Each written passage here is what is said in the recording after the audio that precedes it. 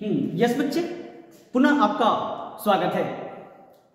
हमने अभी आपके पिछले वाले लेक्चर में मैंने आपको बताया कि किसी भी स्ट्रेट लाइन का जनरल इक्वेशन यदि हमारे पास दे रखा है x plus B Y plus C बराबर 0, तो उस स्ट्रेट लाइन के इक्वेशन को हम स्लोप इंटरसेप्ट फॉर्म में कैसे लिखेंगे, हम उसको इंटरसेप्ट फॉर्म में कैसे लिखेंगे, हम उस इक्वेशन को नॉर्मल फॉर्म में कैसे लिखेंगे।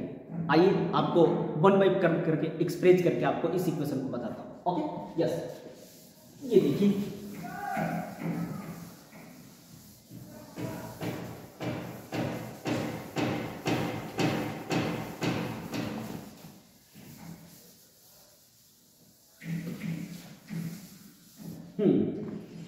क्या है आपके पास जनरल इक्वेशन आपको दे रखा है। जनरल इक्वेशन स्ट्रेट लाइन का क्या है, general equation of a straight line. ये बच्चे आपके पास दे रखा है general equation of a straight line, दे रखा है क्या, ax plus dy plus C बराबर 0। This is first. ओके, अब मैं चाहूंगा कि इसको हमें इस तरीके से एक्सप्रेस करना है, y equal to mx plus C, y equal to mx plus C के फॉर्मेट में इसको लिखना है। तो first of all you have to find out the value of y in term of x। यदि y को आप x के टर्म में आप लिख पा रहे हैं तो समझिए कि आपके पास जो x का जो कोफिशिएंट होगा और तो वही स्लोप कहलाएगा, और जो c बचेंगे उसको y इंटरसेप्ट के नाम से जानते हैं। अब c पॉजिटिव होगा या नेगेटिव होगा वो तो अब बात की बात है।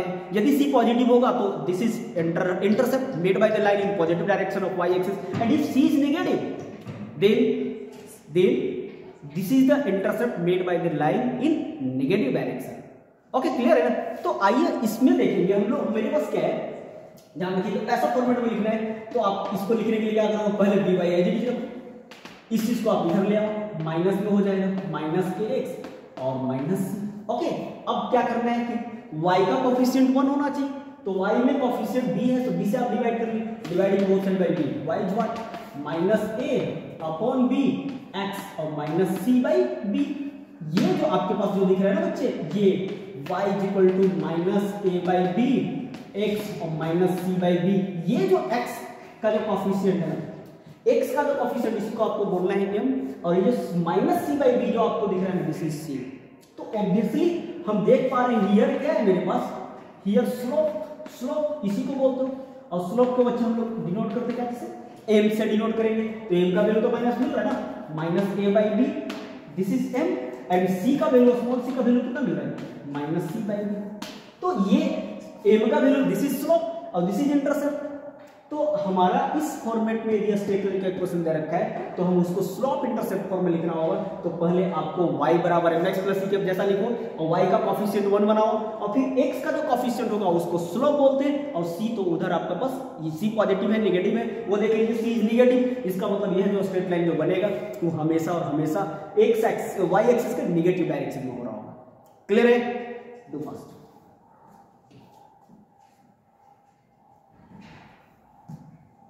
कंप्लीटेड बच्चे।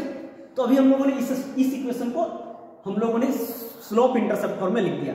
अब इसी इक्वेशन को हमें लिखना है इंटरसेप्ट फॉर्म में। इंटरसेप्ट फॉर्म में कैसे लिखेंगे, इरेज करो इसको, यस हटा दो, ये देखिए हटाता हूं, इंटरसेप्ट फॉर्म में लिखना है, ये स्लोप इंटरसेप्ट फॉर्म हो गया, इंटरसेप्ट फॉर्म। अगेन हमें क्या लिखना है, इसको इंटरसेप्ट फॉर्म में, इंटरसेप्ट फॉर्म में कैसे लिखा है आपने, intercept form x by a plus y by b equal to 1। ये इंटरसेप्ट फॉर्म में स्ट्रेट लाइन का इक्वेशन है। आप इसको आप ग्राफ खींचते हो तो ऐसे जाता है, दिस इज a और दिस इज b, ठीक है। तो स्ट्रेट लाइन का equation x by a plus y by b equal to 1। Here a is the x intercept and b is the y intercept made by the line positive direction of x and y axis. Okay, clear है। तो यहां से आप इस चीज को ऐसे लिख सकते हो, आप ax प्लस dy और प्लस c बराबर 0 है। पहला काम क्या करना है, जो c है उसको उधर ले जाइए आप उस तरफ, तो क्या मिलेगा, ax plus dy equal to minus c। दूसरा काम क्या है कि राइट हैंड साइड में 1 होना चाहिए, और फिर लेफ्ट हैंड साइड में एक्स और वाई का कोफिशिएंट 1 होना चाहिए। ये काम पहले टारगेट आप देख लीजिए। तो -c से डिवाइड करना होगा ax, क्योंकि -c से डिवाइड करेंगे तभी राइट हैंड साइड में मेरे पास 1 होगा, क्योंकि माइनस यहाँ पे नेगेटिव सी है। तो -c कर लिया आपने, dy तो यहाँ से -c और -c/-c, आप -c से डिवाइड किए बोथ साइड, ये से कैंसिल हो गया बच्चे। तो बचा क्या ax/-c प्लस क्या बचा dy/-c = 1। ऑब्वियसली इस चीज को ऑर्डर मेंटेन करा के लिख सकते हो, क्या मिलेगा x/-c/a और प्लस y/-c/b = 1। ऑब्वियसली ये जो आपको दिख रहा है ना, this is negative, this is also negative, तो ये आपको x इंटरसेप्ट दिख रहा है, ये y इंटरसेप्ट दिख रहा है। अब इधर में मेरे पास बोलते हैं ऐसा फॉर्मेट दिख रहा है x/a प्लस y/b = 1। इसका ग्राफ आपकी क्यों बचे ना, तो ग्राफ आपका चूंकि दोनों नेगेटिव इंटरसेप्ट है, तो इसका मतलब ये है ऐसे जाएगा। This is x intercept and this is y intercept made by the line in negative direction of both axes. Okay? तो ये आपने अभी जनरल फॉर्म जो आपके पास दे रखा था, उस इक्वेशन को आपने स्टैंडर्ड फॉर्म में या इंटरसेप्ट फॉर्म में लिखकर दिखा दिया। क्लियर है? कोई डाउट? आप अच्छे से समझ गए होंगे। Yes, collect this first, write down this.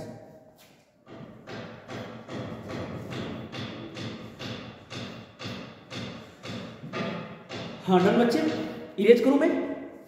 Erase करता हूं।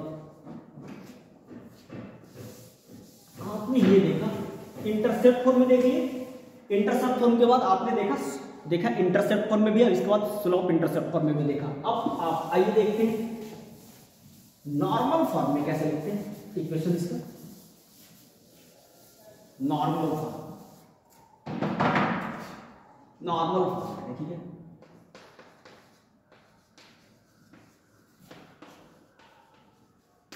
नॉर्मल फॉर्म बच्चे सबसे इंपॉर्टेंट नॉर्मल फॉर्म है, ध्यान रखें, इस चीज को आप अच्छे से लर्न करोगे। नॉर्मल फॉर्म क्या है? आपके पास है x cos alpha plus y sin alpha = p। ये आपके पास नॉर्मल फॉर्म है, ये मैंने आपको दिखाया है। आपको लिखना किसको है? नाउ आपको लिखना बच्चे है ax और प्लस dy प्लस c = 0 को आपको ऐसे इस इक्वेशन को नॉर्मल फॉर्म में लिखना है। मतलब इस इक्वेशन को नॉर्मल फॉर्म में लिखने के लिए मैं क्या करूंगा? पहला काम क्या है कि मुझे a b, ध्यान रखेंगे, पहले मुझे क्या चाहिए? हमें इस इक्वेशन को इस फॉर्मेट में लिखना है। इसका मतलब हमें cos अल्फा चाहिए, हमें cos अल्फा चाहिए और sin अल्फा चाहिए और फिर p चाहिए। यदि तीन वैल्यू मैं निकाल करके इससे उसमें रख दूं तो यह इक्वेशन भी मतलब यह इक्वेशन जो है ना वो नॉर्मल फॉर्म में बिल्कुल है। और cos alpha cos beta cos alpha और cos sin अल्फा रखो और p का वैल्यू रखो, तो इसका मतलब यह इक्वेशन जो है ना बिल्कुल इस इक्वेशन जैसा ट्रांसफॉर्म होता है। तो नॉर्मल फॉर्म हमारे पास दे रखा है, हमारे पास क्या है? यहां से मैं बातें करूं आपसे तो इसको आप ऐसे लिख सकते हो बच्चे, ax है और प्लस dy है = क्या -c, x + dy = -c। यदि मैं दोनों इक्वेशन को कंपेयर करूं बच्चे, मैं दोनों इक्वेशन को कंपेयर करूं तो मेरे पास कोफिशिएंट दोनों का सेम रहेगा। क्योंकि मैं बोल रहा हूं कि यह दोनों इक्वेशन सेम है और सेम है, तो इसका मतलब है कि दोनों इक्वेशन आइडेंटिकल होंगे और आइडेंटिकल होने के बाद दो इक्वेशन के कोएफिशिएंट प्रोपोर्शनल हो जाते हैं। तो ऑब्वियसली क्या होगा? प्रोपोर्शनल का मतलब बच्चे है ना, सिंस मैं लिख दूं यहां पे, since equation first and equation second are identical, okay, identical. जब देन आइडेंटिकल होंगे then their coefficient must be proportional. तो कोफिशिएंट को प्रोपोर्शनल करोगे तो क्या मिलेगा आपको? a अपॉन cos अल्फा, ठीक है, = यहां से आप लोगे तो b अपॉन sin अल्फा और = यहां से लोगे तो आपको मिलेगा p अपॉन -c, ठीक है। अब यहां से आपको निकालना है बच्चे क्या? cos अल्फा और sin अल्फा आप निकालना है, तो यहां से आप निकालोगे तो क्या मिलेगा? cos alpha is what -ac/p and आप sin अल्फा निकालेंगे तो क्या मिलेगा? sin अल्फा इज व्हाट, तो यहां से आपको चलेगा तो -bc/p। अब मुझे अल्फा को हटाना है, तो अल्फा को हटाने के लिए मैंने क्या किया कि दोनों का स्क्वायरिंग एंड एडिंग कर रहा हूं, दोनों इक्वेशन को स्क्वायरिंग एंड एडिंग कर लीजिए तो क्या मिलेगा? नाउ यदि मैं ले cos square alpha plus sin square alpha, तो इसका स्क्वायरिंग भी हो जाएगा -ac/p का होल स्क्वायर और प्लस -bc/p पी का whole square. Sine square alpha plus cos square alpha बच्चे 1 होता है, तो आप इसका जगह पर 1 यूज कर लें। इसमें स्क्वायरिंग करेंगे तो आपको मिल जाएगा A square C square by P square, और यहाँ से मिल जाएगा B square C square by P square. अब बच्चे मैं चाहूंगा कि पी स्क्वायर दोनों का एलसीएम है, तो आप इस चीज को यहाँ से भी निकल सकते हो।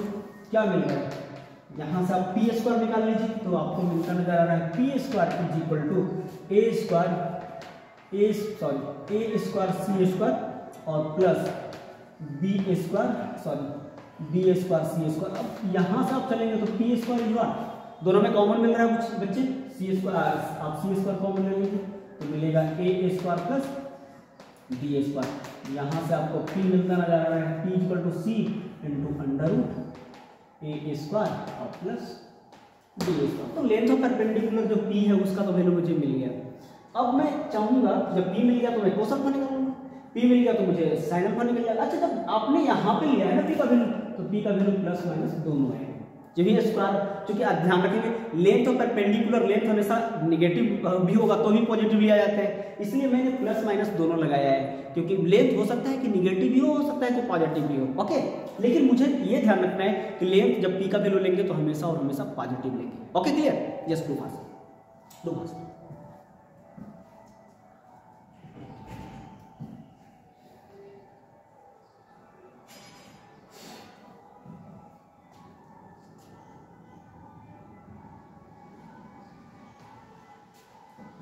Yes, completed.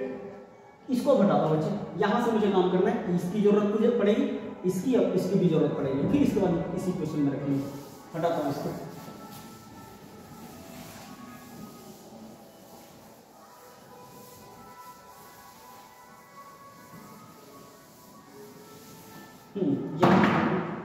क्या आपके पास आ गया 10 p इक्वल टू मिल गया plus minus C into under root A square plus B square. ये मेरे पास p का वैल्यू बच्चे मिल गया, p equal to plus minus C into under root A square plus B square. अच्छा, p तो अपने दोनों के। अब हमारे पास साइन अल्फा आया था, कोस अल्फा भी आया था। तो साइन अल्फा क्या था, लीजिए साइन अल्फा बताइए, साइन अल्फा क्या था? देयरफॉर साइन अल्फा का वैल्यू क्या था, मैं तो मिटा ही दी। साइन अल्फा क्या था, लिख लेते हैं, X cos alpha plus Y sine alpha is equal to P और X A X plus B Y is equal to minus C. तो यहाँ से मैंने ले रखा था A upon cos alpha is equal to आया था मेरे पास क्या, माइनस सी अपॉन पी। तो cos alpha is equal to minus, हाँ मिल गया यहाँ से। कोसाइन अल्फा, अच्छा साइन अल्फा भी ले सकते हैं आप, तो b upon sine alpha is equal to minus C upon p, इससे भी मिलेगा। तो साइन अल्फा का वैल्यू माइनस, साइन अल्फा बराबर आपके पास क्या आया है, यहाँ से आप यूज कर लें, माइनस में आया है आपके पास bp अपॉन सी।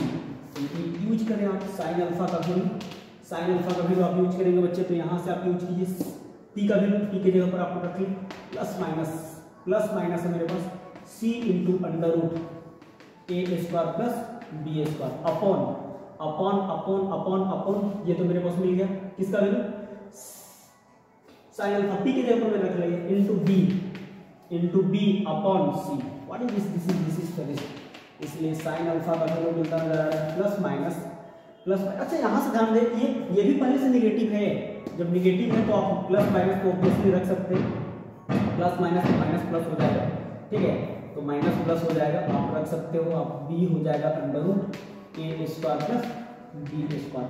आल्सो यदि आप कोस अल्फा की बात करते हैं, यहाँ से कोस अल्फा बच्चे, तो कोस अल्फा आपके पास निकलेगा, cos alpha is what minus A P upon C, और माइनस हो जाएगा माइनस का, चूंकि p का वैल्यू आप प्लस माइनस में यूज करेंगे तो ये माइनस प्लस हो जाएगा, और ए जे का तो रखिए, p का वैल्यू आप यहाँ से यूज कर ले, ए यहाँ से सी into under root A square और प्लस बी स्क्वायर अपॉन, और नीचे में आपके पास c अवेलेबल है, इससे फिनिश हो जाएगा।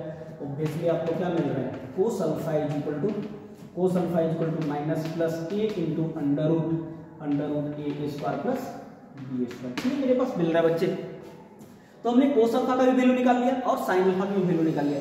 यदि साइन अल्फा भी अवेलेबल है, कोस अल्फा भी अवेलेबल है और पी भी अवेलेबल है, तो आप उस इन तीनों वैल्यूज को आप इजी वे में आप गिवन इक्वेशन जो जनरल इक्वेशन उसमें आप सब्स्टिट्यूट कर सकते हैं, ठीक है। और जब ही आप सब्स्टिट्यूट करेंगे ना, this is the required equation of a straight line in its standard form when the equation of the normal form of a straight line is given। तो आप नॉर्मल फॉर्म दिया है तो उससे आप स्टैंडर्ड लिख सकते हो और स्टैंडर्ड इक्वेशन दिया है तो उससे भी आप नॉर्मल इक्वेशन लिख सकते हो नॉर्मल फॉर्म में। तो आपको कहीं से भी ट्रांसफॉर्मेशन करने के लिए आपको सब कुछ आना चाहिए, आप ट्रांसफॉर्मेशन कहीं से कहीं कर सकते हैं। तो ये एल्गोरिथम मैंने आपको प्रूव करके दिखाया कि जब इक्वेशन स्ट्रेट लाइन का नॉर्मल फॉर्म में गिवन हो तो उस लाइन का इक्वेशन को आप जनरल फॉर्म में कैसे तब्दील कर सकते हैं। तो आपको कोस अल्फा निकालना होगा, कोस अल्फा तो आप यहाँ से plus minus A into under root A square plus B square use करें और साइन अल्फा का निकालना होगा तो माइनस प्लस में B into under root A square plus B square का यूज करें और पी का वैल्यू आप बच्चे यूज करना है तो plus minus C into under root A square plus B square का यूज करें। आपको पी निकल जाएगा, कोस अल्फा साइन अल्फा निकल जाएगा, then we get the most general form of a straight line in its standard form that is X plus B Y plus C equal to 0। Clear है? Yes, मुझे यकीन है आप पूरी तरीके से समझ रहे हैं। Do fast.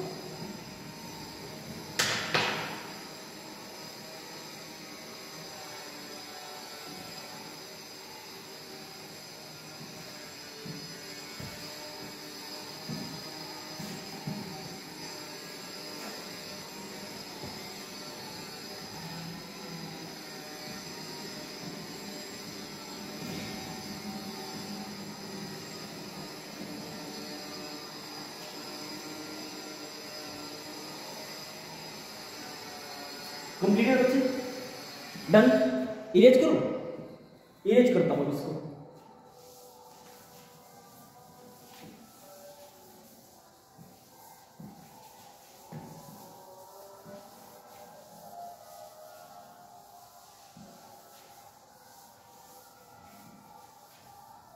ये देखिएगा,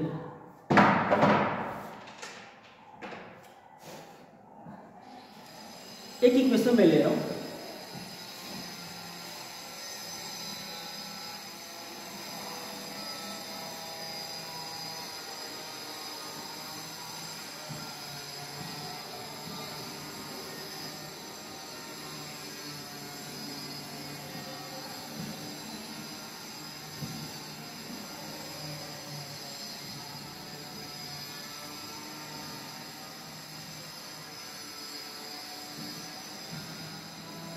बच्चे आज का लेक्चर मैं यहीं पे रोक रहा हूँ, ठीक है। मिलते हैं कल के लेक्चर में आपसे। Thank you so much. Okay, all the best.